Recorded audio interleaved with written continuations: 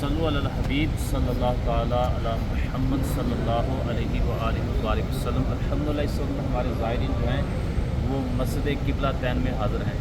مسجد قبلہ تین وہ مسجد ہے کہ جہاں پر پیارے آقا مدینے والے مصطفیٰ صلی اللہ علیہ وسلم کے دل میں یہ خیال آتا تھا کہ ہم بیت المقدس کی طرف جو ہے منہ کر کے نماز پڑھتے ہیں تو ہمارا جو قبلہ ہے وہ بیت اللہ ہونا چاہیے، کیونکہ یہودی یہ تانا دیتے تھے کہ اپنا ان کا قبلہ تو بیت اللہ ہے، لیکن یہ نماز جو ہے ہمارے قبلے کی طرف منہ کر کے نماز پڑھتے ہیں۔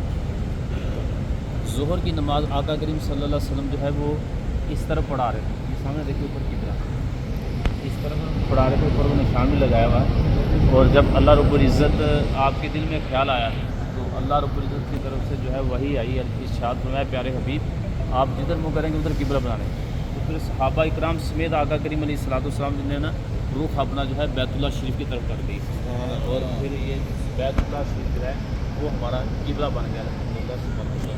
تو 2 رکعتیں ادھر ادا کی اور 2 رکعتیں ادھر ادا کی۔ تو کہتے ہیں حضور علیہ الصلوۃ والسلام کے چاہنے سے کچھ نہیں ہوتا، بلکہ حضور علیہ الصلوۃ والسلام کے چاہنے سے سب کچھ ہو جاتا ہے۔ رب تعالیٰ نے قبلہ تبدیل فرما دیا، اور الحمدللہ اب ہم بیت اللہ کی طرف جو ہے منہ کر کے نماز ادا فرماتے ہیں۔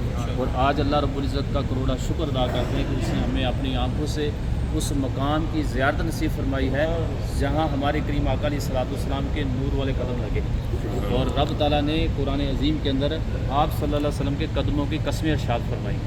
اللہ رب العزت کی بارگاہ میں دعا ہے کہ اللہ تبارک تعالیٰ قبلہ اول سے بیت اللہ کی طرف جو ہم نے یہ سعادت یہ برکتیں حاصل کی دیکھا، اللہ تعالیٰ اس کی برکتیں ہمیں سمیٹنے کی توفیق عطا فرمائے۔ صلو علی الحبیب صلی اللہ تعالیٰ علی محمد صلی اللہ علیہ وآلہ وبارک وسلم۔